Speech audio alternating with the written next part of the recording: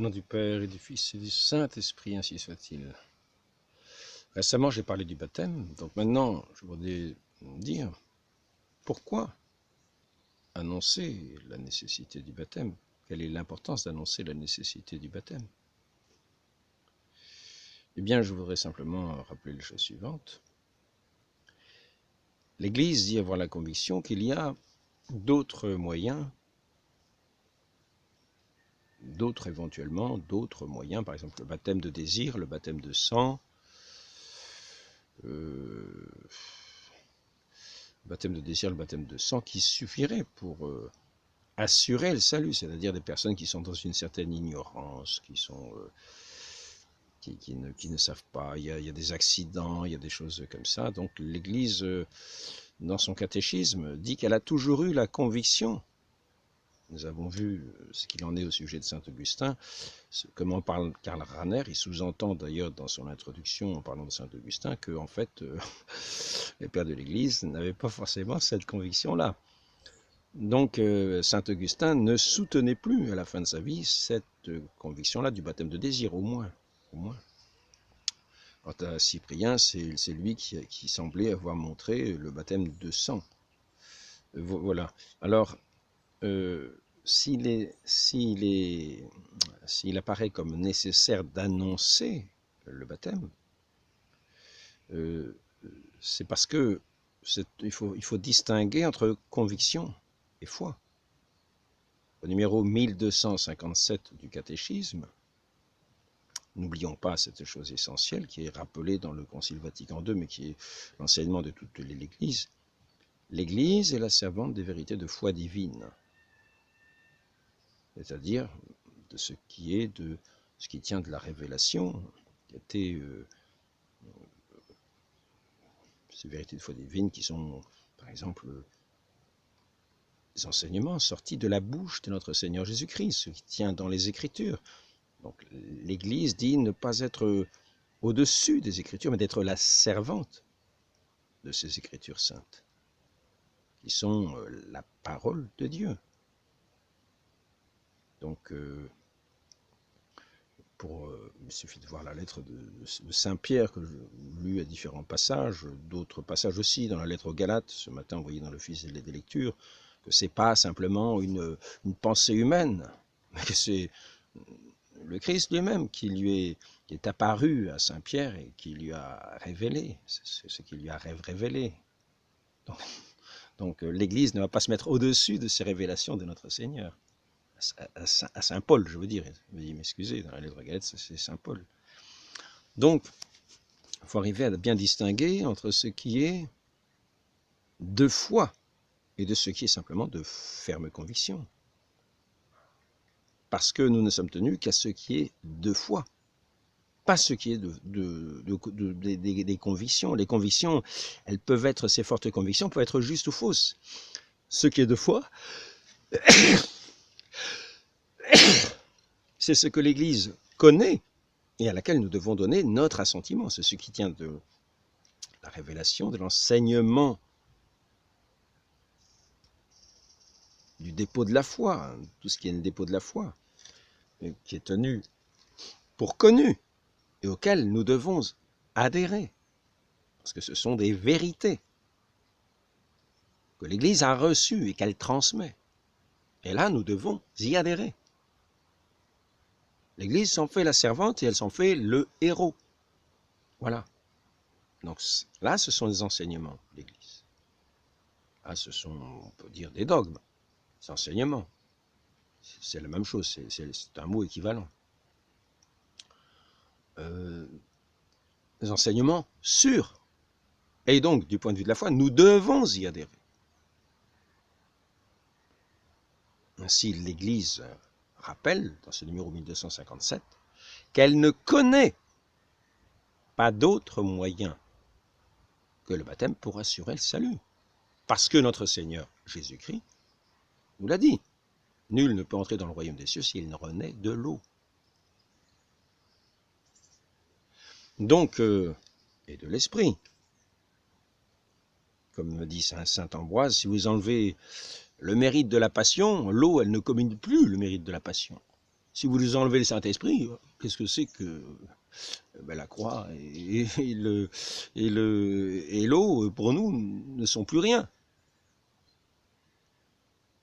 Vous enlevez le Saint-Esprit, non, c'est ce que nous mérite. La passion de notre Seigneur, c'est justement ce don du Saint-Esprit qui est communiqué par l'eau, dans lequel nous renaissons, l'eau de régénération. Maintenant, pour ce qui est de cette conviction, qui n'est donc pas chose connue que l'Église transmet, mais c'est chose qui est son intime conviction, sa profonde conviction, pas de tout le monde. Parce que nous ne sommes pas tenus, ce n'est pas deux fois. Par contre, nous allons dire que si nous avons la conviction, par exemple, que les catéchumènes morts sans baptême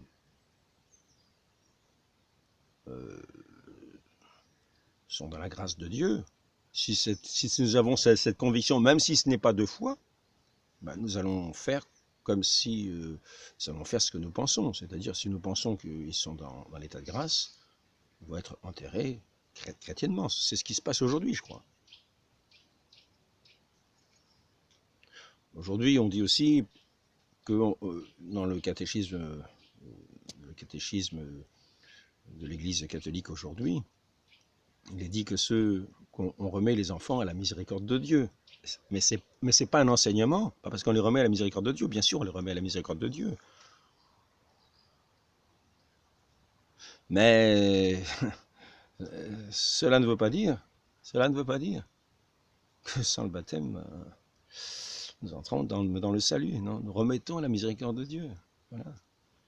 Et nous espérons, nous remettons, mais voilà, peut-être un jour aurons-nous cette conviction aussi que les petits-enfants morts sans baptême, qui n'ont fait aucun péché personnel, qui sont simplement, comme dit saint Paul, naissons enfants de colère, parce que nous naissons avec cette mauvaise inclination, ce péché originel que nous avons comme héritage de notre premier père, Adam.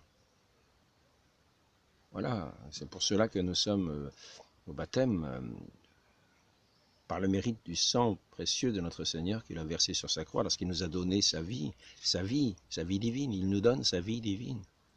Pour que nous vivions de sa vie divine, nous qui avions rompu depuis Adam avec cette vie divine, avec notre Dieu. Donc, par la foi au Christ, et par le mérite de sa passion, nous sommes réintroduits dans cette vie divine.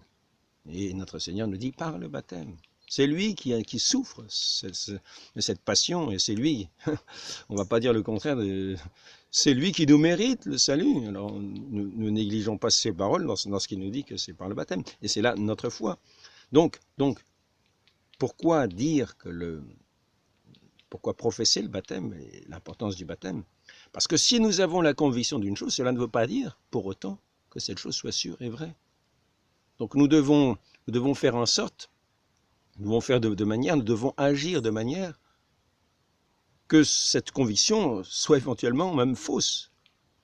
Parce que si nous n'en sommes pas sûrs, nous n'allons pas rester les bras croisés en disant, vous savez, j'ai la conviction que même sans baptême, même dans l'ignorance, même autrement, du moment que la personne est de bonne volonté, tout est bon.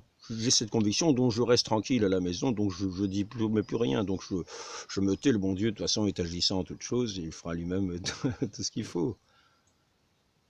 C'est une conviction qui peut être fausse. Par contre, ce que nous enseigne le Seigneur, et l'Église en tient compte, puisqu'elle dit qu'elle ne connaît pas d'autres moyens, ça elle le connaît, elle n'en connaît pas d'autres. Donc là, ce sont des vérités de foi auxquelles nous devons adhérer. Donc, eh bien, en tout cas, agissons pour ce qui est sûr, pour ce qui est sûr. Pour ce qui n'est pas sûr, faisons comme si ça n'était pas. Parce que si nous nous trompons en ayant cette conviction, en restant et en étant muets comme des chiens muets, parce qu'on se dit finalement on est tranquille, on s'arrange un petit peu de toutes les manières qu'on veut, les gens n'arrivent pas au salut. Parce que nous serons demeurés des chiens muets. Mais ceci dit, ça ira plutôt pour notre condamnation à nous que pour la condamnation de ceux qui sont de bonne volonté.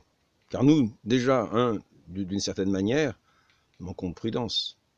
Nous tenons pour assurer une chose qui n'est qu'une conviction, même si elle est forte.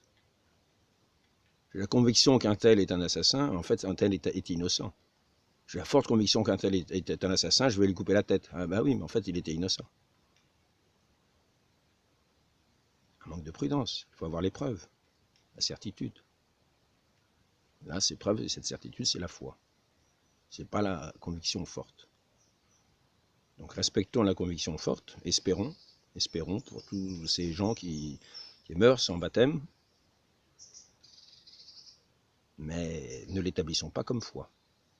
Et par conséquent, proclamons le baptême, qui lui est de foi. Seule l'Église ne connaît pas d'autre moyen que le baptême pour assurer le salut. Ça, c'est une certitude. Reste ces convictions. Espérons, mais annonçons l'Évangile, annonçons la parole de notre Seigneur, et allons plutôt dans le sens d'annoncer aussi la nécessité du baptême.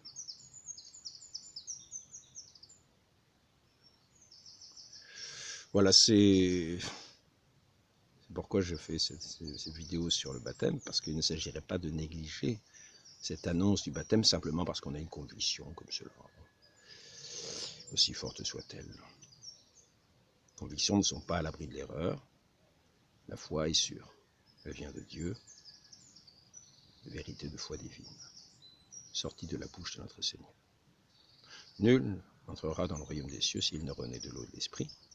De plus, nous avons vu dans l'entretien précédent, cette session 6, chapitre 4 du Concile de Trente, sans l'eau ou sans le désir de l'eau, le transfert de l'état de pécheur à l'état de grâce ne se fait pas. Parce que, dans ce qui est dit là, l'Église respecte, ne se met pas au-dessus de la parole de notre Seigneur, qui dit que nous renaissons, nous sommes régénérés, nous entrons dans ce royaume des cieux par l'eau. Pas seulement par l'eau. Et nul n'entrera dans le royaume des cieux s'il ne renaît de l'eau. Voilà. Donc,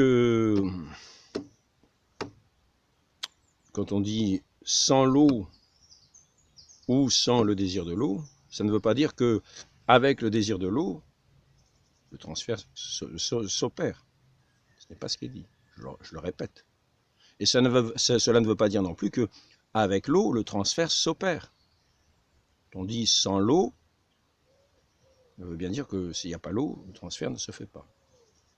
Mais sans le désir de l'eau, s'il n'y a pas le désir de l'eau, le transfert ne se fait pas. À aucun moment il n'est dit qu'avec l'eau, le transfert se fait, ou qu'avec le désir, le transfert se fait. Donc ne tirons pas de conclusions faussées. C'était l'objet de l'entretien précédent qui était prouvé de multiples façons par tous les enseignements qui montraient la nécessité du baptême.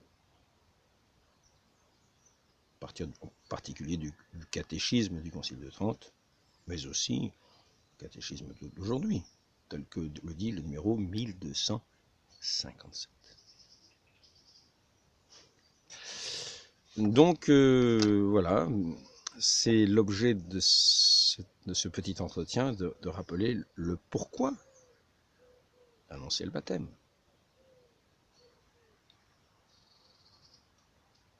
Parce qu'il ne faut pas rester simplement dans une certitude forte où il y aurait quand même, la certitude forte, elle peut faire que l'on se trompe. La foi ne trompe pas. La foi qui est un don, avec ses vérités, ce sont des vérités qui ne trompent pas, comme notre Seigneur qui est la vérité ne trompe pas. Nous avons des convictions. Les convictions, elles sont ce qu'elles sont. Et nous ne sommes pas obligés de les partager. Ce sont des convictions, elles ne sont pas de foi. Voilà. Donc il faut agir dans les cas comme dans le pire cas. Quand il y a le feu qui n'est pas très loin, On va pas se dire, oh bah ma maison elle va pas brûler, j'ai la conviction que ça va pas brûler, ça va s'arrêter là. Non, il faut prendre des dispositions comme si ça allait brûler, même si on a la conviction que ça va pas brûler. Voilà. Donc si nous ne voulons pas que le monde entier brûle par manque de baptême, eh bien annonçons le baptême. Parce que là il est sûr. Demandons cette grâce de la prudence à la très sainte Vierge Marie, Vierge très prudente, afin de ne pas tomber par imprudence, et de ne pas faire tomber les autres. Ceci dit, comme je le disais tout à l'heure, ce sera plutôt nous qui par imprudence tomberont, par présomption tomberont, que ceux à qui nous n'aurons pas annoncé les vérités du salut ou le baptême, parce que notre Seigneur agit et est tout-puissant.